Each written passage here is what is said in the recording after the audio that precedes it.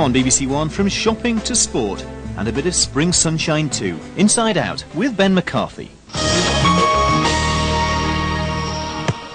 Now, most young footballers will dream of playing in the Premiership, but even if they do make it into top-flight football, it's still very much a battle to remain fit. Because every year, more than 50 of our best footballers are forced to retire through injury. And now, an American doctor, Ralph Rogers, who works in the Midlands, is criticising the way our clubs treat their top talent. Dugan, yes! When I first realised that I could play a little bit of football in the back streets of East Belfast, and then thinking that within 10 years I'd be playing at Wembley in front of 100,000 people. I mean, really it is, you know, Roy of the Rovers stuff. But it could have been wrecked on a number of occasions. Derek Dugan is a Wolverhampton Wanderers legend, and 30 years ago a household name, but his glittering career was so nearly destroyed. I got injured in the second match in 1959, and it took them 11 weeks to find out that my ankle had been broken all that time. I would have been a lot happier mentally if they had said to me, look, this was a mistake on our behalf. We missed the bone because of all of the bad blood and all of the bruising around the ankle, and I would have accepted that, but they never said anything to me. The specialist just looked at the x-ray and said, it's just one of those things. The stories of the 60s and 70s where professional players were being misdiagnosed and mistreated are legendary. But have things in football really changed? My name is Dr. Ralph Rogers, and I'm a sports medicine specialist. I treat sporting injuries every day. When I first came to Britain from the States, I was shocked and amazed of the level and standard of medical treatment for your top football players. This report backs up what I found. Of 58 football club doctors, only 9 were specially trained. And half of the physios spoken to had no training at all. Not the case here at Leicester City, where I decided to meet the author of this report. I think the most shocking thing was that both doctors and physios are very often underqualified. Half of the physios in English professional football clubs don't have a degree, they're not chartered physiotherapists, so if you or I get an injury and we're referred to our local hospital, we will be treated by somebody who is more qualified than the person treating players in half of the English football clubs, and that's a matter of some concern. That's a tough challenge for the Football Association, but the man who runs medicine for the FA says the problems are already in hand. There were some points to take on board and some points to act as a focus. As that research was being carried out, there were several proactive measures already in place. They're all trying to work on different financial budgets. I don't think Scunthorpe are going to be offering you a job at £150,000 a year as their full-time doctor. Finances are different at different clubs.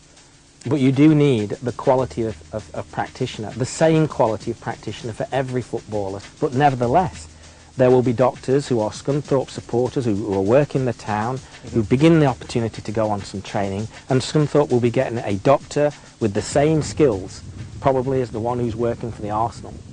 But that's the point. It's taken me years to train as a specialist, much more than a 1 week's conversion course offered by the FA. But hey, something is better than nothing. It's not all bad news. Some things have changed. In the Premiership, all new club physios have to be qualified. But that's only 20 clubs out of 92 in the Football League. I approached the region's big football clubs, but none wanted to talk to me, even about improvements. Only non-league Nuneaton Borough opened its doors to our cameras. Paul Egan, one of the part-time physios here, showed me around. What do we got here? We've got a midfield player, Barry Williams, his name is. Hey, Barry. He picked up a hamstring strain about 3.5 weeks ago. And we continue to treat him the best we can. You're fireman full-time. When do you find the time to do this kind of work? A large proportion of our work carried out here in the treatment room is home advice. Right. And I always say to the players that when they do recover from their injuries and come back, and we do take them through the rehabilitation phase and their functional phase, that they deserve to pat themselves on the back. Yeah. Because a lot of the work they've carried out is at home, on their own. All sounds good so far, but out of the corner of my eye, I spot a heat lamp. A piece of kit that's old-fashioned and frankly useless. Paul, you know, I still see people use that. No, we don't use it. And I'm thinking, why? No. Yeah. Footballer's feet. Now there's a story for you. There's a tradition in football that these boots are really tight, except for the touch of the ball. Is that true?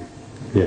I mean, I think normally you'd wear them about half size down. Doesn't that create a lot of injuries? Blistering and things? What we tend to do is just then lather the sock inside the boot with Vaseline, just give it a bit more flexibility, allow it to move a little inside. Just generally try and get over the pain that way until the leather stretches sufficiently to be comfortable without it. Now here's something, the dugout. Picture this, the middle of January, it's cold. Why don't they put heaters in this? Same old story, Ralph. I think it's down to finances, I'm afraid. I don't buy the argument that change costs too much. Just a few pounds to get some hot water bottles down here to keep these players warm before they play. It's common sense that stops injuries. There's actually a culture in football where things are done and things happen without people questioning them. And Ralph's highlighted a few things tonight for us. Some very good things that we'll endeavour to take on board. I arrived at Nuneaton worried by what I'd find, but left pleased. They have no money, but a positive attitude and a willingness to listen. It's that same attitude I found when I started Walsall. Manager Colin Lee has a tight budget as well, but he wanted to make changes. You know, it seems strange that football clubs, if you like, abuse that area. You know, they try to get it cheap and cheerful, when in fact it's probably one of the most important areas at the football club. You know, if you maintain your players correctly, and if injured, treat them correctly, you get them back out there quicker, you know. But as I said just now, we're trying to sort of look at it before it happens. But even here at Walsall, tradition prevails. If this was the United States and I was the team physician of a professional team, I'd be pitch side or court side the whole match. But here in England, things are different. Instead, like most club doctors, they put me up in the stands. Doctors need to be with their team, not just sidelined and paid a pittance to deal with players. Once I was offered £30 a day to look after a squad worth millions. It just doesn't make sense. I'm a professional with years of training who can help players of today avoid history repeating itself. I need a knee replacement. I need a major operation on my left knee. I'm riddled with arthritis. I have challenged club doctors. I have challenged the club physiotherapists. I have challenged the club trainers. And I have challenged really surgeons. And with hindsight, you know, I have been completely vindicated because my stand in all of this over a 20-year period has been correct. I find it very difficult to comprehend that with all of this money, the most valuable things today in soccer really are the players. And the players really should be given the best sort of treatment.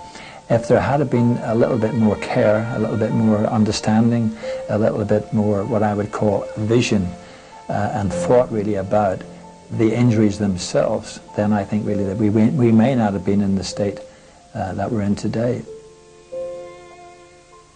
The legendary Derek Dougan there with his thoughts on the way clubs treat their injured players. And if you've got any thoughts on that or anything else in tonight's programme, you can email us via our website. Well, that's it for this week. Thanks for watching. See you next time. Coming up next week, we escape to the sun with the Midlanders who've left behind the English winter. One woman's wartime love for a German prisoner. And as fame beckons, can this group hang on to their Christian roots? In a moment, EastEnders.